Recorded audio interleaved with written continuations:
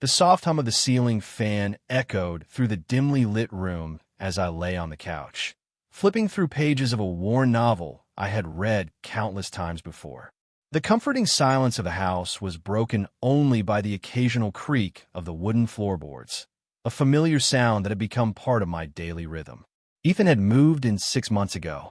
My nephew, barely 22, was at a crossroads in his life, struggling through the aftermath of his parents' messy divorce and trying to balance the weight of college and personal responsibility. When my sister called me, voice heavy with worry, asking if he could stay with me for a while, I didn't hesitate to say yes. Family was family, after all. At first, it was easy, simple routines, shared dinners, and long conversations over late-night coffee. Ethan had always been a good kid, thoughtful, intelligent, and quietly observant. But something about the way he looked at me lately had begun to unsettle my peace. I noticed it in the smallest moments. His gaze lingered a second too long when I spoke. The casual touches, a hand on my shoulder, a brief squeeze on my arm, felt charged in a way I couldn't quite explain. Maybe it was just my imagination, a result of being too wrapped up in my own loneliness. Or maybe it was something else entirely. One evening, after a particularly long day at work, I found him waiting for me in the living room. His eyes, normally bright with mischief or curiosity, were clouded with an emotion I couldn't place. He shifted awkwardly on the couch, his fingers tapping nervously against his thigh. "Hey," I greeted, tossing my keys onto the table. "You okay?" Ethan hesitated, his lips parting like he wanted to say something, but didn't quite know how. "Yeah, just long day." I didn't press him.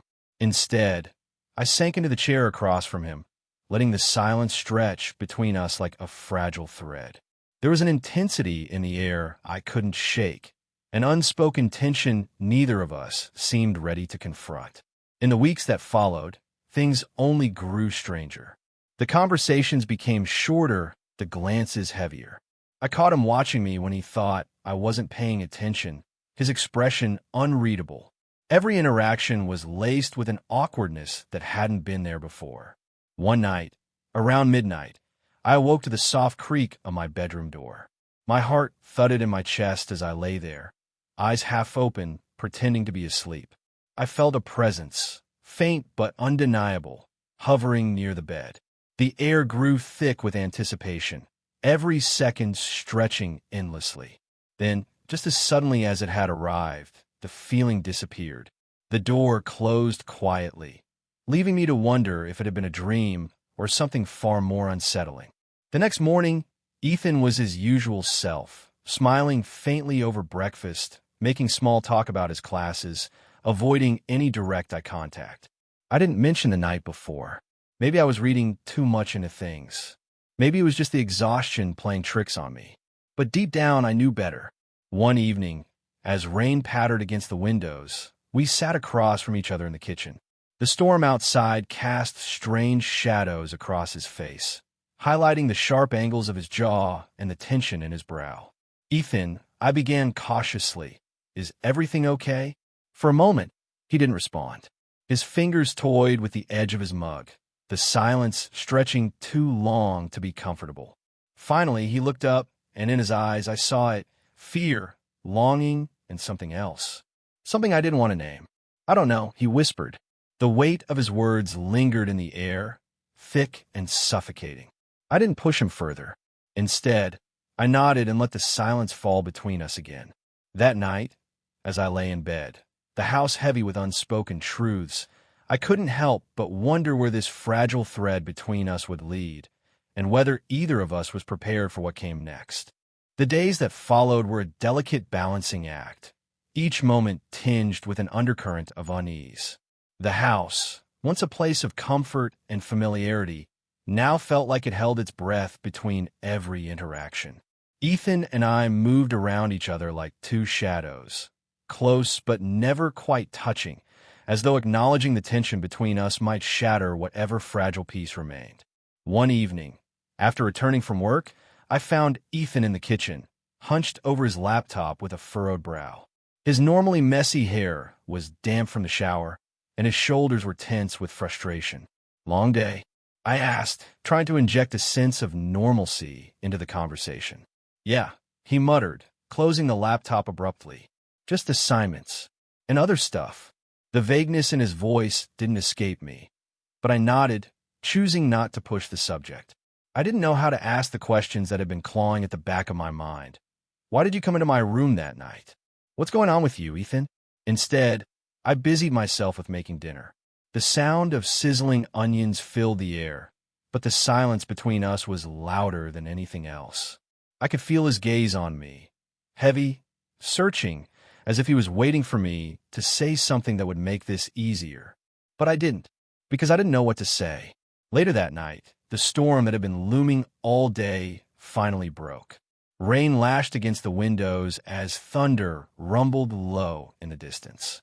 I sat in the living room, nursing a glass of wine, while Ethan disappeared into his room without a word. The weight of his absence settled in my chest like a stone. The hours stretched on, and the wine dulled the sharp edges of my thoughts, until I heard it again. The soft creak of a door. I froze, heart pounding in my chest. My eyes remained fixed on the darkened hallway, listening for any sign of movement. Footsteps, barely audible, approached, slow and cautious. And then he appeared. Ethan stood in the doorway, his expression unreadable in the dim light. His eyes, however, told a different story. Exhaustion, conflict, and something darker, something dangerously close to vulnerability. I couldn't sleep, he said, voice barely above a whisper. I set my glass down carefully, trying to steady my own breathing. The storm keeping you up? Yeah, that and other things. The tension in the room was thick enough to choke on. I should have told him to go back to bed, to ignore whatever impulse had brought him here in the middle of the night. But instead, I nodded toward the couch. Sit down, I offered quietly. He hesitated for a moment before crossing the room and sinking into the seat across from me. The space between us was small, but it felt like an ocean. We sat there in silence, listening to the rain hammer against the windows. Finally, I broke the stillness. Ethan, we need to talk about what's going on. His jaw tightened. Nothing's going on. That's not true, I said, my voice firm but gentle. You've been acting differently. I noticed it weeks ago, and then the other night, you came into my room. His face paled, and he looked away, his fingers fidgeting with the hem of his shirt. I didn't mean to wake you up. I couldn't sleep. Ethan, I said softly, leaning forward.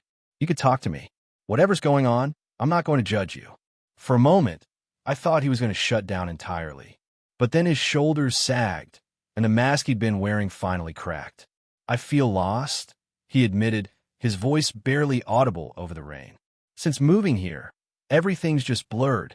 I don't know who I am anymore or what I want. And being around you, it's comforting, but it's confusing too. The admission hit me harder than I expected. There was a vulnerability in his words that cut through the tension like a blade. I reached out, placing a reassuring hand on his shoulder. You're not alone, Ethan. I'm here for you, always. But we need to set boundaries, okay? His eyes met mine, full of something fragile and raw. I know. I'm sorry if I made you uncomfortable. That was never my intention. I believe you, I said, offering a small, reassuring smile. We'll figure this out together. The storm outside began to fade, but the tension between us remained. Less sharp now, more of a quiet ache beneath the surface. As Ethan eventually retreated to his room, the door clicking softly behind him, I couldn't shake the feeling that this was only the beginning of something far more complicated. And neither of us was ready for what came next. The days that followed that stormy night unfolded like a fragile balancing act. Every interaction between Ethan and me was laced with unspoken emotions, an invisible thread pulling us closer, yet keeping us teetering on the edge of discomfort. I could feel his presence more acutely than ever. Each glance, each unintentional brush of his hand against mine in passing sent a ripple of something I couldn't name through the air. I told myself it was nothing. I told myself it was just tension, a phase of adjustment, that Ethan was simply lost in the transition between adolescence and adulthood. But deep down, I knew it was more than that. And the worst part? I couldn't tell if it was coming from him or from me. One evening, the house was unusually quiet. Ethan had locked himself in his room for hours, the only sign of life coming from the soft hum of his music seeping through the door. I decided to give him space, respecting the boundaries we had awkwardly established. But the silence weighed heavily on me. I found myself standing outside his door, hesitating before knocking gently. "Ethan." My voice was soft but firm. A few moments passed before I heard the shuffle of feet. The door opened just enough for me to see his face, eyes rimmed with exhaustion, like he hadn't slept properly in days. "Yeah." His voice was flat, but his eyes betrayed him. There was something broken in his gaze. "Can we talk?" I asked. A pause, then a small nod. We sat on the edge of his bed, the air thick with everything unsaid. I didn't want to push him, but I also knew this couldn't continue. This quiet unraveling neither of us had the strength to confront. "I'm worried about you," I said finally. "I'm fine." "You're not," I countered gently. "You've been shutting down. You barely eat, you don't leave your room, and when you do, you won't even look at me anymore." He swallowed hard, fingers twisting the hem of his shirt. "It's not you." "Then what is it?" His voice cracked when he finally spoke. "I don't know how to stop feeling this way." The confession hit me like a wave.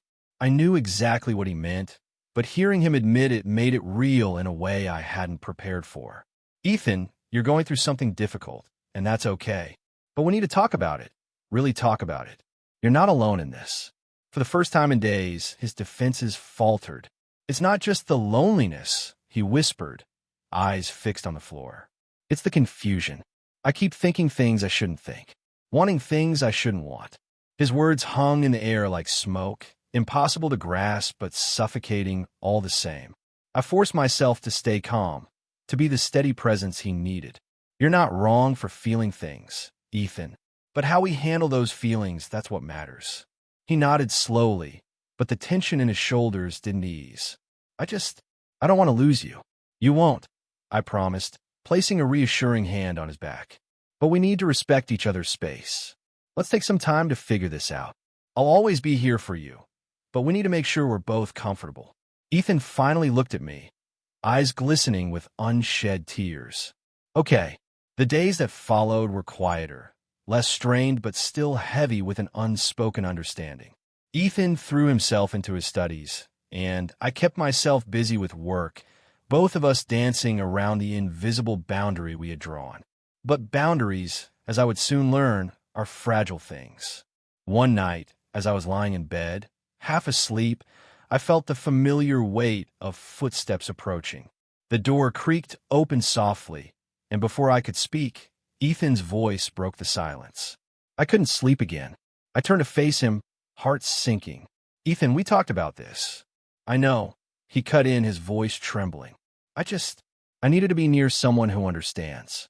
There was a vulnerability in his voice that made me hesitate.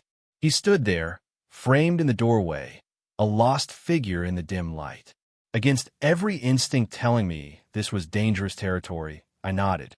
"Just for a little while," I murmured. He crossed the room and lay down next to me, careful, distant, but close enough that I could feel his warmth. We didn't touch, didn't speak. The only sound was the steady rhythm of rain against the window. Minutes passed, hours maybe, and yet sleep never came. The night Ethan lay beside me passed with a suffocating stillness.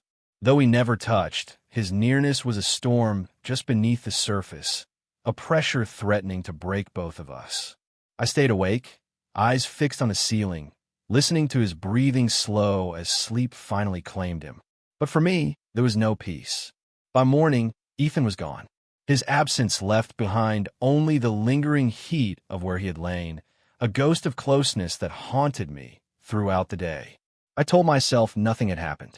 I told myself it was just comfort, just two people trying to survive their loneliness. But deep down, I knew the boundary we had built so carefully had started to crack. Days turned into weeks, and though Ethan never mentioned that night, the atmosphere between us shifted in subtle, dangerous ways.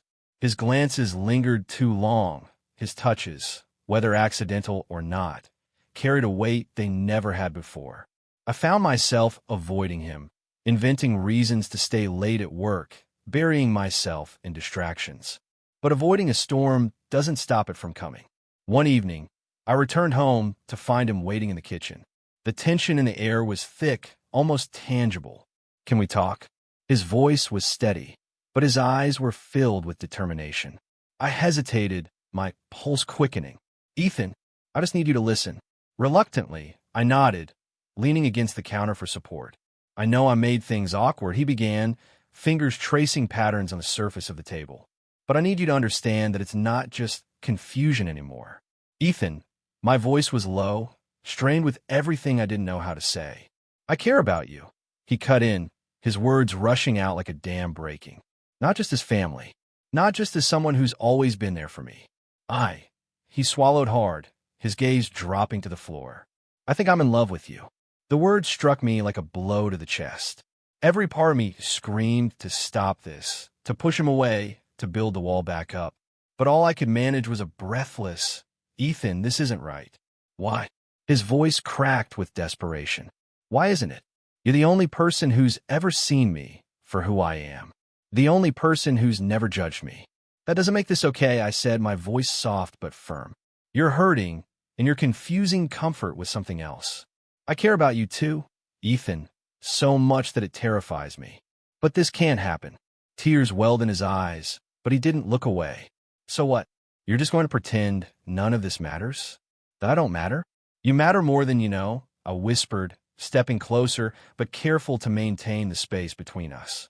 "That's why I need to protect you. From this, from me, from anything that could hurt you." For a moment, the fight drained from him. His shoulders sagged, and the weight of unspoken emotions filled the room. "I don't want to lose you," he murmured. "You won't," I promised, my voice breaking with the weight of it all. "But we need distance, Ethan. We both need space to figure out who we are outside of this confusion." The following days were marked by silence, a different kind this time, heavy with heartbreak rather than tension. Ethan stayed in his room, barely eating, barely speaking.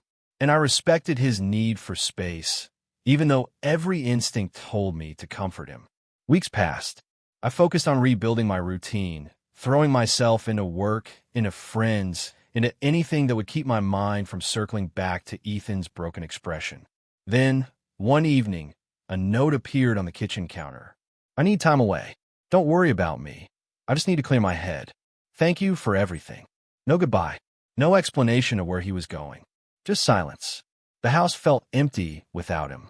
Every room carried echoes of memories I wasn't ready to face. I checked my phone obsessively, waiting for a text or a call, anything to let me know he was okay. But the silence stretched on. And that's when I realized, sometimes loving someone means letting them go, even if it tears you apart. The story didn't end with passion or resolution. It ended with distance, a space carved out of necessity and care, not rejection.